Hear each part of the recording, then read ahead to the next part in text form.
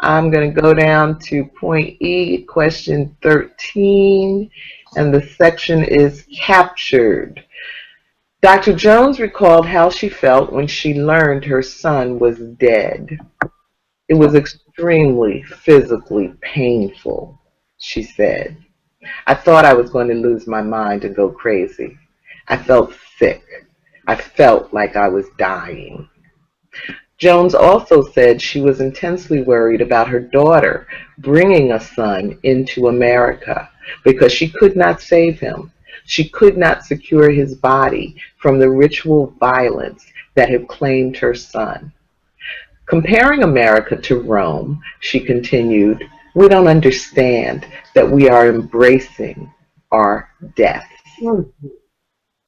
I thought of all that Prince's mother had invested in him and all that was lost, the loneliness that sent him to the Mecca, the sit-ins, the protesters, the ones I'd once scorned for hurling their bodies at the worst things in life. Perhaps they so willingly parted with the security and sanctity of the black body because neither security nor sanctity existed in the first place. We are captured, brother. Question 13. Whether thinking of all humanity, the earth that sustains us, or black people in particular, do you think it is best to go along to get along, making the best of a bad situation, since we can never fight City Hall, or best to devote one's life to the struggle for freedom?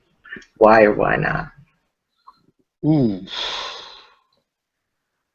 Anybody? that's complicated. I think there's a time for both. There's a specific moment for both. I mean, we should never give up our fight for struggle and equality, but it doesn't do anybody good if you don't go along to get along when you get pulled over by a cop. There's certain moments where you have to be to go along to get along, in certain moments when you should really be fighting. If you're fighting all the time, you'll die that much faster. You have to be strategic about your moves.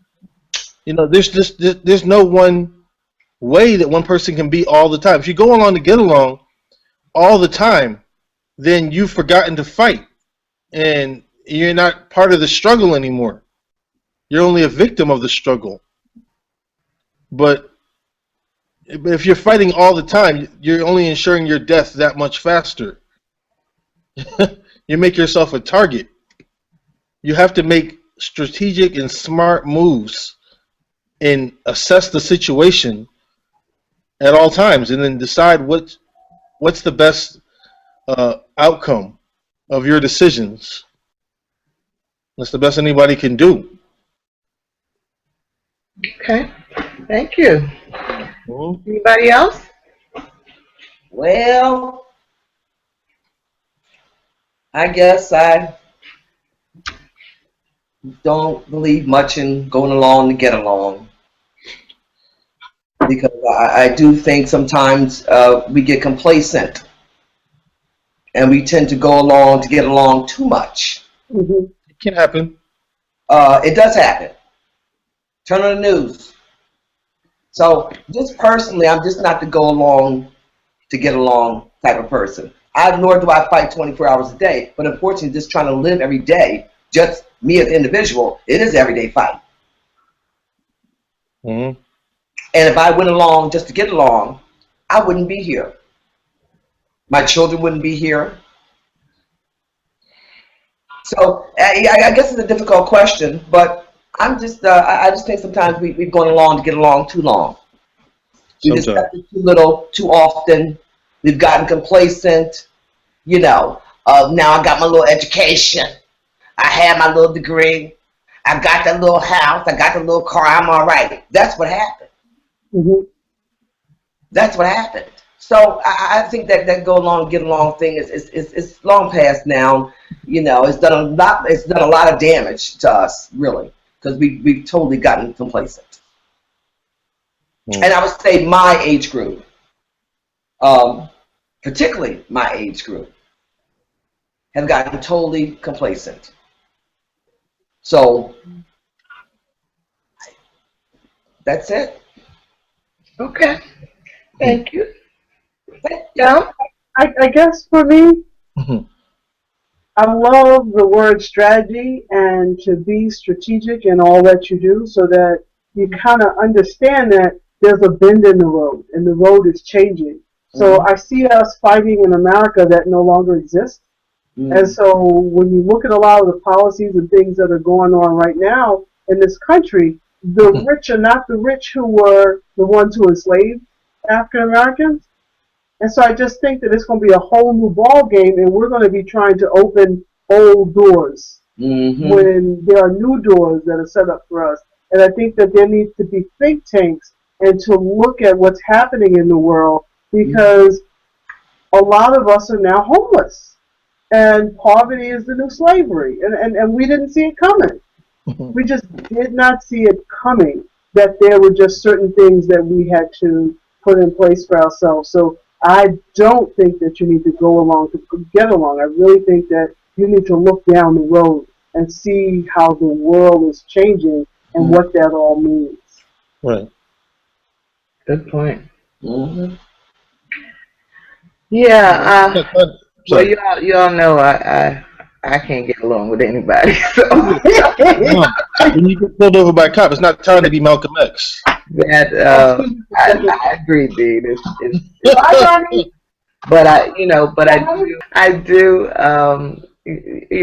do believe, as Kim said, that it's important to look what's coming down the pike. But I also think it's important to distill whatever wisdom we can from the past. So, for example, if we haven't learned by now that rights, that we have to be constantly vigilant, constantly on the case, that there is no 70s, 80s, 90s, decades worth of time where we can just, kind of close our eyes and kick back and party. That, look at the struggle over voting rights that's going on right now. When you think of the blood that was lost for that right, that right which was actually a temporary right.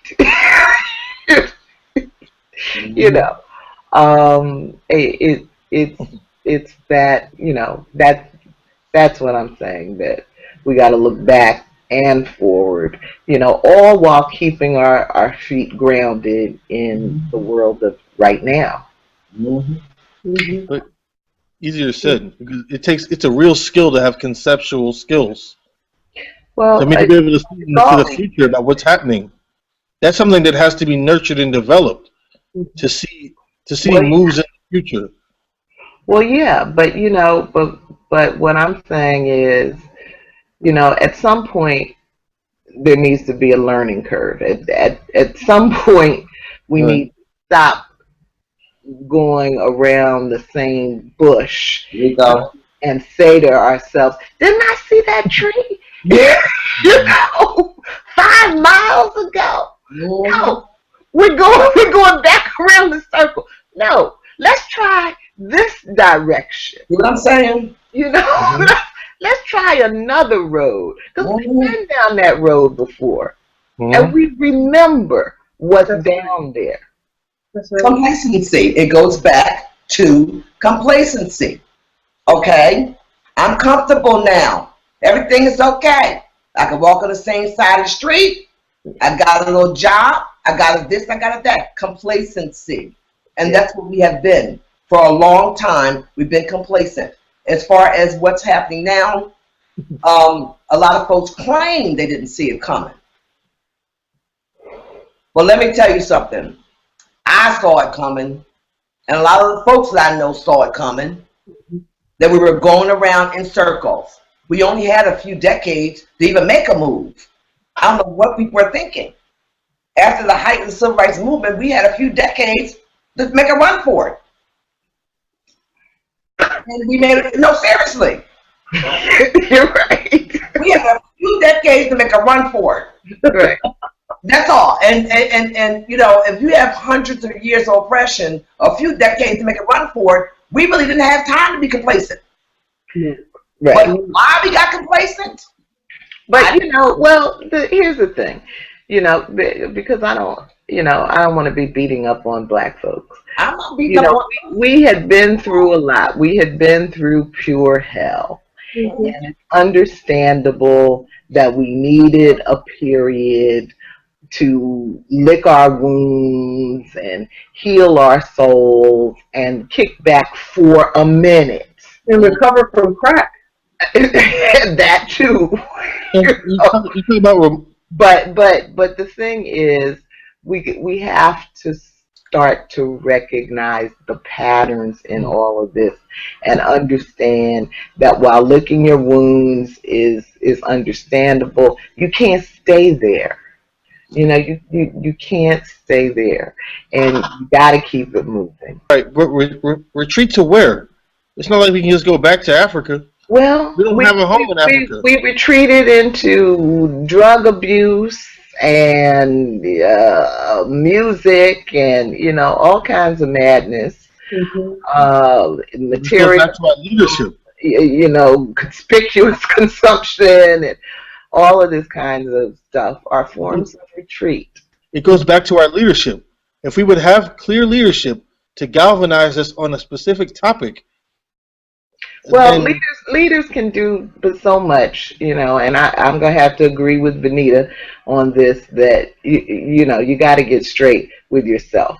Leaders can do but so much. And another lesson that we should have learned is that, you know, if we have leaders, they're going to be the first to go.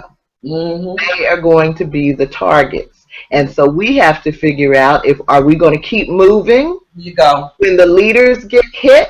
yes. Or are we going to fall back and say, the only way to now keep we the don't movement have going. any leadership, so we No. can figure out what to do with ourselves. No. Yes. We have to figure out what to do with ourselves. I believe it. You keep moving, even if the leader goes down. You keep moving forward. That's the only way that you can.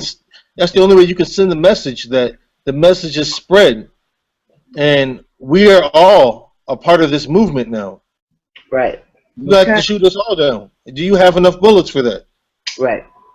Well, they do, actually. Go ahead and report G. Stop it, Kim. Stop it, Kim. Ouch. Yeah.